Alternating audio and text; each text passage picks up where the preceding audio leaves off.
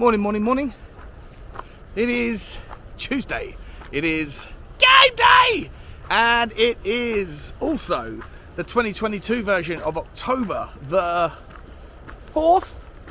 You're back here with me, Sean Butler, alongside my co-host, co-anchor, star of the show, Bugsy Malone, as we bring to you episode 58 of Tottenham Walks.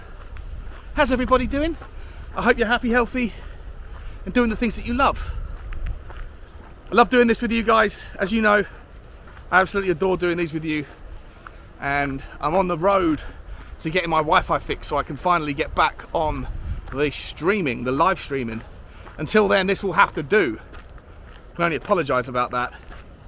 Guys, if you wouldn't mind smashing the like button for me, the subscribe button, and the notification bell, if any of those things haven't been hit already, it means the world to me because it helps the algorithm find other Tottenham fans that can find this content and join the conversation, as so many of you have been doing. Really appreciate it, guys, really appreciate it. It's a murky, horrible, nasty day. I can just feel in the atmosphere that there's trouble lingering, at least when it comes to the weather. But we've got tonight to play. We've got tonight to worry about. Frankfurt. Before we get to that, I'm going to do that on a second video that I'm going to do on the same walk. What I'm going to talk about right now is some news that's out in the French media about a right wing back. A right wing back that, I'll be honest, I haven't seen us being linked with before, but according to this article, apparently Tottenham have been linked with this guy for quite a while. Monaco right wing back, Brazilian Vanderson. I've heard the name, didn't really know much about him, so I've done my research on Y-Scout tool. I don't choose to go and use YouTube anymore to look at the highlight reels because you never really obviously get a fair reflection. But on Y-Scout you can see literally everything that he's been involved in little 6-second clips. So you can see the good, the bad, the ugly, and it's broken down by categories around the goals he scored, the assists, the interceptions, the tackles, the yellow cards, whatever. You can see everything. And I feel like, having spent about 45 minutes, how sad does that sound? Having spent 45 minutes looking into somebody, I feel confident enough to talk about him. Madness. Obviously I don't. But I'm going to give you my overview of what I see so far. Now, I think the kid, he looks like he's a real talent, right? He came from Grêmio in Brazil, I think last year. I think it was either in the January transfer window, or maybe last summer he moved to Monaco. He's played about 30 games for Monaco and has scored, I think, 3 goals and 2 assists, I think. And then for Grêmio before that, 6 goals and 3 assists in about double the games, about 60 games. So he's not like setting the world on fire, but as a right wing back, as a wing back, you're not looking for someone to score 20 goals a season, are you? You're just looking for someone to contribute. And he looks like a real attacking threat. His ability to cross the ball from deep looks to be really impressive for someone so young. He's very quick. He loves to dribble and run at defenders, and he's got 2 feet on him that are difficult to pick between in terms of strength, from what I could see. He looks to be quite good with his anticipation and his ability to read the game. Defensively, he doesn't quite look as competent, but still didn't look like he embarrassed himself in any of the games or any of the clips that I saw. What I would say is that, having read up about him and then read this article from French Football News, I think it is, Philippe Clement, I think his name is. Yeah, Philippe Clement, who is the Monaco manager, spoke to, it's called Get France Football News.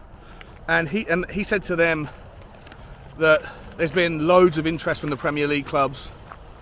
I think Barcelona also interested, but Manchester United, Newcastle and Tottenham are the three big names. And apparently Tottenham have got the strongest links, apparently. And that he says that, look, whilst Vanderson has like come off the boil a little bit in the last few games, his biggest enemy is himself, in as much as his drive to be better, his ambition, his perfectionist mindset is something that could hold him back, in that he never lets go, he never relaxes, he never takes a second to breathe and reflect, or just kind of calm down. Apparently, if he could train 18 hours a day, he would. When he's not training physically, he's watching a lot of tape and working with the scouts, working with the coaches, and apparently he's just like on a different level when it comes to the mindset. But that Clement Philippe believes that to actually be too much for a young guy, too much for a young body. You know what? And that reminds me a little bit of what I used to hear about Sessegnon, and that Sessegnon used to spend so much time in the gym that his body, even though you wouldn't know it by looking at him in a shirt, but he was so strong and so wound up, so tight with his physique, that it put too much strain on areas of his body like his hamstring, which is part of the reason why he kept pinging and keeps holding him out of the team. So it's interesting. He looks like he looks like a really interesting player, but he's 21 years old. He came over from only a short time ago for 11 million quid, and the valuation of him now is around 50 million pound apparently. There's 4 reasons why I don't think this transfer is going to happen anytime soon. One is it's 50 million pound for a 21-year-old, and I don't think Daniel Levy is going to pony up that money. 2 is Antonio Conte doesn't like 21-year-olds. We know that. Antonio Conte likes people that are mature, that have, stood the test of time, that have earned their stripes, and that don't have to learn on the job. 3 is I just don't think he's necessarily proven that his value is there yet. He might become the best right wing back, like a Dani Alves type of player. He might become one of those in a few years' time, but he's only been in European football and he's only played in the French league 30 odd times. I'm not sure if that's enough to justify another young one for the future mentality, especially with that price tag. And the 4th is the fact that he's Brazilian, citizenship and nationality, and that he won't have a European passport yet, and that it was always traditionally very difficult for people outside of Europe who hadn't played enough international football, hadn't played enough minutes at the highest level of the game, to get a work permit into England or Britain, relative to how easy it was for them to get into European leagues, even back when we were part of the European Union. And ever since we've left the European Union, Brexit, it's going to make that red tape even harder. So I don't think there's any likelihood of it, but you never know. And it is news that's out there. As I say, the more I was digging around about Vanderson, the more articles I found linking him to Tottenham. And